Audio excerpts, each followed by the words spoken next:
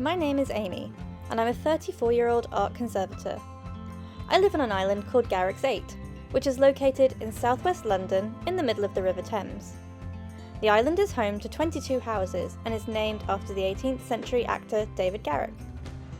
8 years ago, I made an impulsive decision to move to the island after being priced out of the rental market in nearby Kingston upon Thames.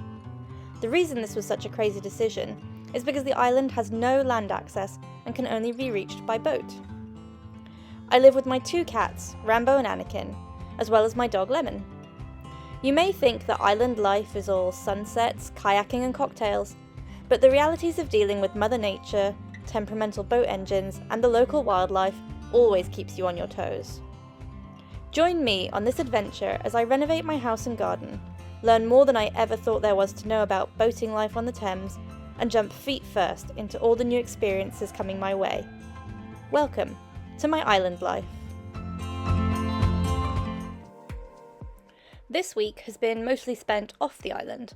I was in Manchester for work for 3 days and really enjoyed the vibrancy of the city. I love street art and Manchester had some really great examples.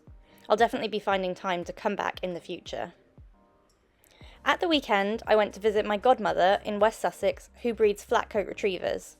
They've recently had a litter of 9 puppies, and I couldn't resist some cuddles.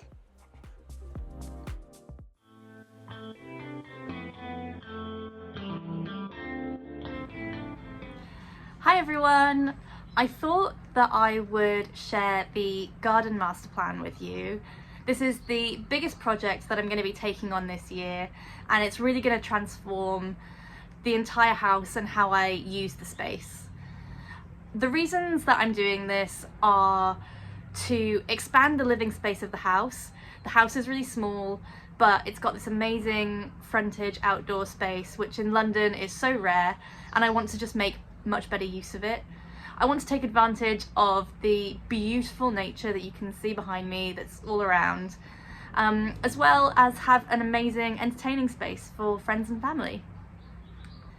So there are a few goals I set for myself to try and achieve with this project. I want the end result to be a low maintenance and animal friendly garden. I would really love to try and use as much reclaimed or second-hand materials as is possible. Obviously that's going to keep the costs down, but also it's better for the environment. And finally, the big one, I really want to do all the labour myself. Again, this is obviously going to save me a lot of money, but also I really want to just learn new skills and have the satisfaction of knowing that I've done it all myself. This is currently what the garden looks like. The house is south facing, so we get the sun directly onto the house and garden. As you can see from the front of the house, it's mainly windows, so with global warming making our summers hotter year on year, I really need a shaded area over the top patio, which will stop the sun directly hitting the windows and keep the inside of the house cooler. My plan's to install a manual retractable awning to the front of the house, which can be opened out when needed and rolled away when not. The current patio is concrete, which is slightly uneven, and so I'm looking into using decking tiles to create a level floor with a bit of a modern feel. Ideally, I would love to carry the tiles all the way down the stairs and pathway to the mooring.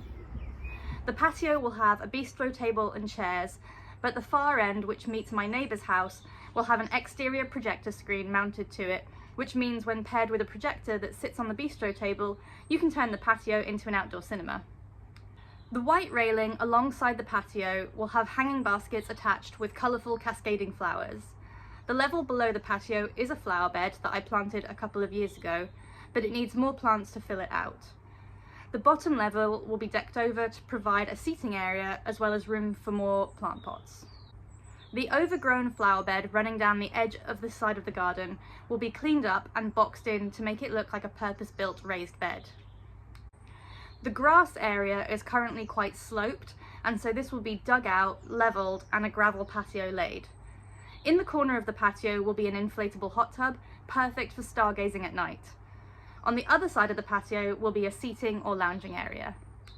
At the end of the garden, closest to the river, there will be a raised bed to create some privacy, as well as some fencing installed along the mooring to keep the geese out of the garden. Finally, I will install solar-powered lights and an irrigation system that draws water from the river to water all the plants. Obviously, I'm not a professional landscape designer, and this design and these ideas have come from hours of scrolling online, Pinterest, HGTV inspiration, and I'm sure that as we move through the project, ideas and plans will change based on budget, feasibility, and input from friends and family. If anybody wants to share their experience or volunteer manual labour, please let me know in the comments below.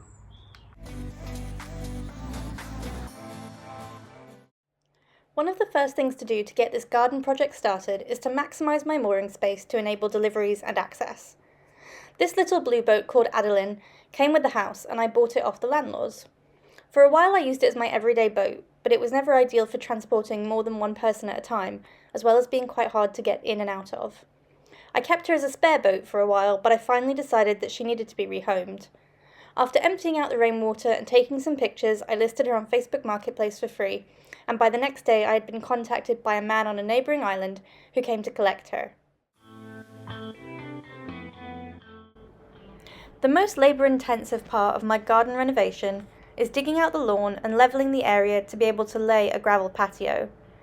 It's the ideal time of the year to do it as the ground is soft, but it's still such hard work. I'm approaching it in small doses, trying to do a few 15-minute stints multiple times a day. I'd say we've reached shallow grave levels. What must my neighbours be thinking?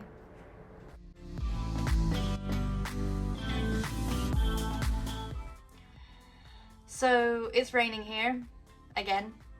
It just feels like it's been raining forever. I've had to put the garden jobs on hold because it's just too wet to work outside. I'm so desperate to do the decking, but I just can't work with wet materials. The shed needs to be painted. It's half painted at the moment, but I can't do that when it's so wet outside. It won't dry. So it's really frustrating just having all the materials and just not being able to get on and do it. On a positive note, the fact that it's so wet means that the ground is nice and soft, so it should make it easier to dig up the patio again once we stop getting torrential rain.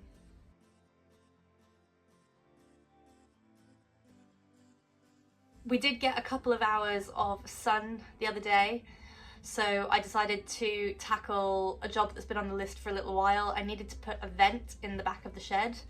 So the end of last summer, I bought a new shed, and to my horror, over the winter, it started going mouldy inside, and my neighbour said that this was probably due to not having enough airflow inside the shed, and that I needed to install a vent which would help that.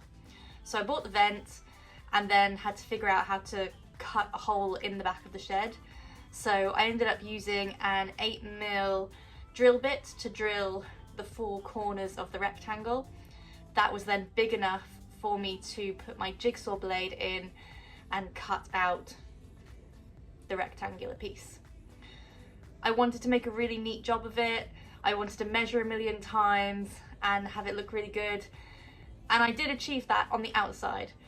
What I didn't quite realise or remember to do was check on the inside of the shed where I was cutting.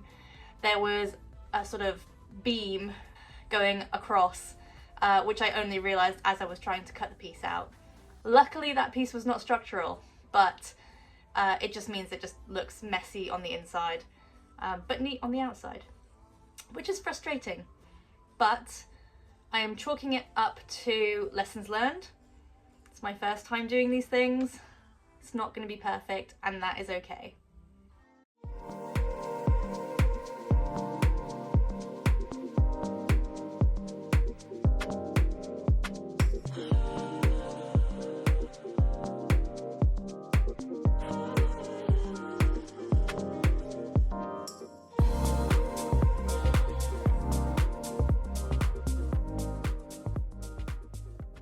But what do you do with your bins? Obviously, the bin collectors can't access our island, but luckily we have some industrial-sized bins that live in Hurst Park, car park, across from my house.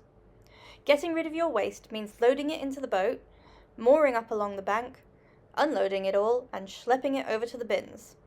We have both household waste and recycling. The bins are locked so that only island residents can use them. In the last few years, the number of people living on the island has increased, as well as everyone's desire to recycle. For a while, we didn't have enough bins to meet our waste needs. Thankfully, a group of determined islanders were able to negotiate with the council and increase the number of bins allocated to the island. So despite the challenging weather this week, I still managed to make some headway and get some jobs done. Let's hope next week looks a little bit brighter. And so I will catch you all then. Have a great week. If you enjoyed this video, don't forget to subscribe and hit the like button.